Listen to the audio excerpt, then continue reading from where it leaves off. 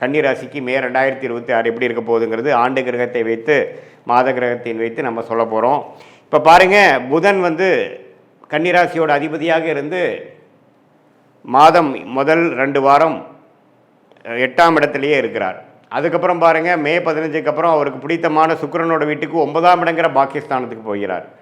So இதிலிருந்து நல்ல மாற்றங்களை கொடுக்கக்கூடிய அமைப்பாக மே செகண்ட் ஹாஃப் வருகிறது. ஏன்னா ராசி அதிபதியே சுக்கிரனோட வீட்டில் பாகிஸ்தானத்துக்கு போகிறது அருமை. அதே சமயத்தில் சூரியனும் பாருங்கள், 8ஆம் இடத்தில் இருக்கக்கூடிய சூரியன் கடந்த ஏப்ரல் மாதத்திலிருந்து பல பிரச்சனைகளும் எதையுமே வந்து வேகமாக செயல்படாமல் எல்லாமே மெதுவாக சென்று கொண்டு கிணத்துல போட்ட கல் மாற இருந்து சில விஷயங்கள் நடக்காமல் காத்து கொண்டிருந்த கன்னிராசிக்காரர்களுக்கு மே 15ஆம் தேதிக்கு மேலே டக்குன்னு எல்லா விஷயங்களும் வேகமாக நீங்கள் எதிர்பார்க்கக்கூடிய ரிசல்ட்டை பெறக்கூடிய அமைப்பாக 2026 மே 15க்கு அப்புறம் சூரியனோட பயிற்சியும் அருமையாக இருக்கிறது. அதே